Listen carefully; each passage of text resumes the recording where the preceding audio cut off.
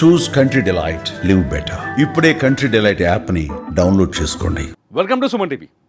కవిత రాసిన లెటర్పై ఇప్పుడు రాజకీయాల్లో అతిపెద్ద చర్చ జరుగుతోంది. ఎందుకు కవిత కేసీఆర్కి ఇలాంటి లెటర్ రాయాల్సి వచ్చింది?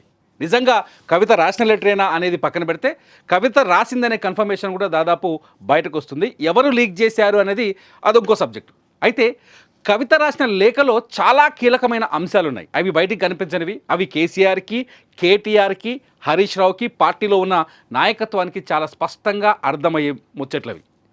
ఎందుకు కవిత ఇంత అసంతృప్తిని వెలగక్కింది పార్టీ పైన? ఎందుకు కవిత వరంగల్ సభ పైన ఇన్ని విమర్శలు చేసింది? తండ్రినే ఏకంగా కేసీఆర్నే ఎందుకు ప్రశ్నించాలనుకుందనేది ఇప్పుడు అతిపెద్ద పాయింట్. చాలా సింపుల్గా చెప్పాలంటే, మామూలుగా బీఆర్ఎస్ లోకల్ గ్రామాల్లో ఉండే కార్యకర్తకు అర్థమయ్యేటట్టు చెప్పాలంటే, కవితకి బీఆర్ఎస్కి మధ్య గ్యాప్ పెరిగింది. ఇది కన్ఫామ్, చాలా స్పష్టంగా కన్ఫామ్ చేయాల్సిందే. చాలామంది అంటున్నారు రాజకీయాల్లో, లేదు ఆమె వాళ్ళ పార్టీలో అట్లే ఉంటుంది అనుకోవచ్చు, కానీ చాలా స్పష్టంగా అర్థమవుతుంది. కవితకి ఫామ్ హౌస్కి మధ్య కూడా గ్యాప్ పెరిగింది, కవితకి బీఆర్ఎస్ భవన్కి మధ్య కూడా గ్యాప్ పెరిగింది. ఈ గ్యాప్ని ఫిల్ చేయలేని స్థాయికి పెరిగిపోయింది, అది ఒక అగాధంలా మారిపోయింది అనేది చాలా స్పష్టంగా అర్థమవుతుంది. అయితే కవిత ఎందుకు బహిరంగంగా ఈ లెటర్ని, అంటే బహిరంగంగా అంటే ఈ లెటర్ని ఎందుకు లీక్, కవిత రాసిన లెటర్ ఎందుకు లీక్ అయింది అంటే, ఎవరు లీక్ చేసిన పక్కన పెడితే, మొట్టమొదట కవిత కోరుకుంటుంది ఏంటంటే, పార్టీలో నాకు సరైన ప్రాధాన్యత లేదు అన్నది కవిత మొదటి వాదన. ఫస్ట్ మనం ఒకటి తీసుకుంటే, పార్టీలో ప్రాధాన్యత లేదు, పార్టీలో ప్రాధాన్యత మొదటి కారణం. ఎందుకంటే చాలా స్పష్టంగా మొన్న వరంగల్ సభ తర్వాత, ఏప్రిల్ 27న జరిగిన వరంగల్ సభ తర్వాత పార్టీ నాయకత్వం పూర్తి స్థాయిలో కేటీఆర్ చేతుల్లోకి వెళ్తుందని ఒక చర్చకు తెరలేసింది.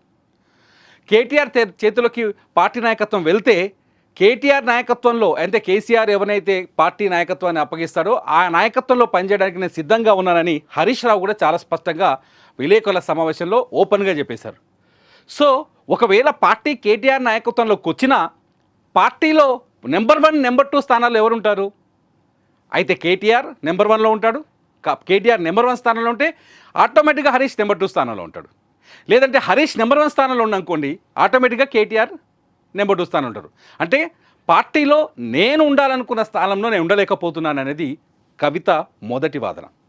రెండోది వచ్చేసి, పార్టీలో నాకు సరైన విలువ లేదు అని కవిత మొదటి నుంచి భావిస్తున్నట్టుగా తెలుస్తుంది. ఎందుకంటే లిక్కర్ స్కామ్ కేసు కావచ్చు, లిక్కర్ స్కామ్స్ కేసులో కవిత జైలుకి వెళ్ళింది. అది బీజేపీ తన పైన, బీఆర్ఎస్ పార్టీ పైన రాజకీయ కక్ష తీర్చుకుంది అనే ఒక చర్చ జరిగింది రాజకీయంగా. ఈ సమయంలో బీజేపీని టార్గెట్ చేయడం మానేసిన కేసీఆర్, అంటే అంత పెద్ద సభలో బీజేపీని టార్గెట్ చేయలేకపోయారు, బీజేపీ పైన విమర్శలు చేయలేకపోయారు. ఫలితంగా నాకు ప్రాధాన్యత దక్కలేదు, నా అరెస్ట్కి ప్రాధాన్యత దక్కలేదని కవిత భావిస్తున్నట్టు తెలుస్తుంది. అంతేకాదు, పార్టీ కోసం నేను జైలుకి వెళ్తే, పార్టీ కోసం నేను ఎంత పెద్ద త్యాగం చేస్తే, కనీసం నన్ను ఒక పెద్ద ర్యాలీలాగానో లేకపోతే బెయిల్ వచ్చిన రోజు కొంత గౌరవంగానో తీసుకొచ్చే ప్రయత్నం చేయలేదు అని కవిత అసంతృప్తిగా ఉన్నట్టుగా కొంత సమాచారం ఉంది. అంతేకాదు, ఆ రోజు తిహార్ జైలు నుంచి కవిత విడుదలైన తర్వాత ఆమె ఒక ప్రెస్ మీట్లో బీజేపీని సవాల్ చేస్తూ కొన్ని వ్యాఖ్యలు చేసింది. ఈ వ్యాఖ్యల్ని విన్న తర్వాత కేసీఆర్ కవితని మళ్ళీ ప్రెస్ మీట్ పెట్టొద్దు, ఇప్పట్లో మీరు నేరుగా హైదరాబాద్ వచ్చేయండి అని చెప్పేసి కొంచెం ఘాటుగానే ఆదేశించినట్టు తెలిసింది.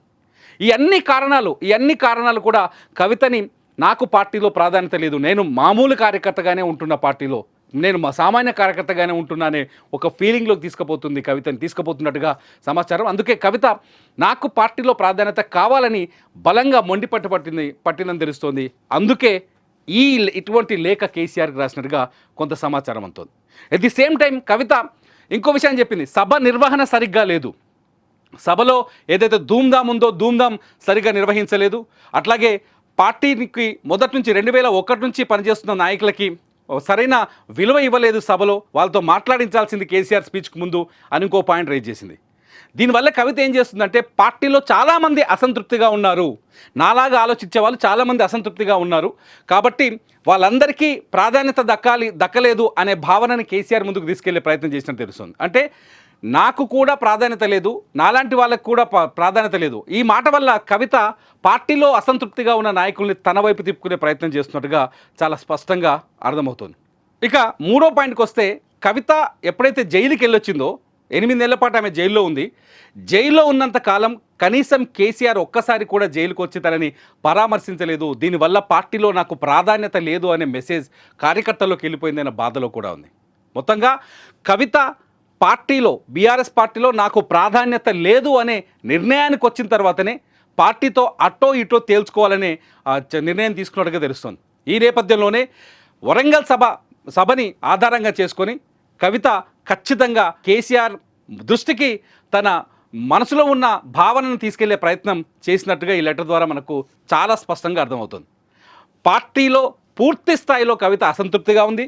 అంతేకాదు కవితకి కేసీఆర్కి మధ్య గ్యాప్ బలంగా పెరిగిందని తెలుస్తోంది. ఎట్ ది సేమ్ టైం కవితకి కేటీఆర్కి మధ్య కూడా చాలా గ్యాప్ ఉందని తెలుస్తోంది. ఇప్పటికే కేసీఆర్ కవితతో మాట్లాడలేదు, టచ్లో లేరు అని ఒక ప్రచారం అయితే బీఆర్ఎస్ వర్గాల్లో వినిపిస్తోంది. ఎట్ ది సేమ్ టైం కేటీఆర్కి నాయకత్వ బాధ్యతలు వస్తే నేను సహించేది లేదు అనే భావనతో కవిత కూడా ఉన్నట్టుగా కొంత చర్చ జరుగుతోంది. ఏది ఏమైనా బీఆర్ఎస్ పార్టీలో పుట్టిన ఈ ముసలం మాత్రం ఇంకొంచెం పెరిగి పెద్దదయ్యే అవకాశాలు చాలా స్పష్టంగా కనిపిస్తున్నాయి. మొత్తానికి కవిత అధినాయకత్వాన్ని వ్యతిరేకిస్తోంది అనే విషయం బయటకు వచ్చింది ఆ లేఖ ద్వారా. అట్ ది సేమ్ టైం కవిత తనకు ఒక ప్రాధాన్యమైన చాలా కీలకమైన పార్టీలో కీలకమైన పొజిషన్ని కోరుకుంటున్నట్టుగా కూడా అర్థమవుతుంది. ఎందుకంటే కవిత కొన్ని రోజులుగా పార్టీతో సంబంధం లేకుండా, పార్టీ నిర్ణయం లేకుండా తెలంగాణ జాగృతి పేరుతో కొన్ని కార్యక్రమాలు చేస్తోంది. చాలా స్పష్టంగా బీసీ కులగణన పైన అందరికంటే ముందే మొన్న కేంద్రం బీసీ కులగణన గురించి ఒక ప్రకటన చేయడంతో, కులగణన గురించి ప్రకటన చేయడంతో అందరికంటే ముందే కవిత స్పందించింది. చాలా విషయాల్లో పార్టీ వాయిస్ లాగా కవిత స్పందిస్తూ వస్తుంది. తన ఉనికిని తను చాటుకునే ప్రయత్నం చేస్తూ వస్తుంది. ఈ నేపథ్యంలోనే కవిత పార్టీలో చాలా స్పష్టంగా అర్థం చేసుకో, పార్టీలో ఒక కీలకమైన స్థానం కోసం కవిత ఈ పోరాటం చేస్తుందని తెలుస్తుంది. అయితే ఈ పోరాటాన్ని కేసీఆర్ క్షమిస్తారా, అర్థం చేసుకుంటారా, క్షమిస్తారా, లేకపోతే ఆమెకు ప్రాధాన్యతను ఇస్తారా లేదా అనేది ఇప్పుడు అతిపెద్ద ప్రశ్నగా మారుతుంది. మీరేమనుకుంటారు?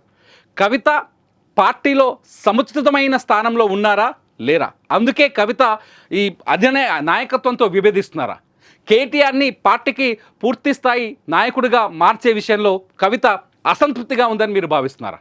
ఒకవేళ మీ ఆలోచన ఎలా ఉందో ఈ వీడియో కింద కామెంట్ చేయండి. చూస్తూనే ఉండండి సుమన్ టీవీ.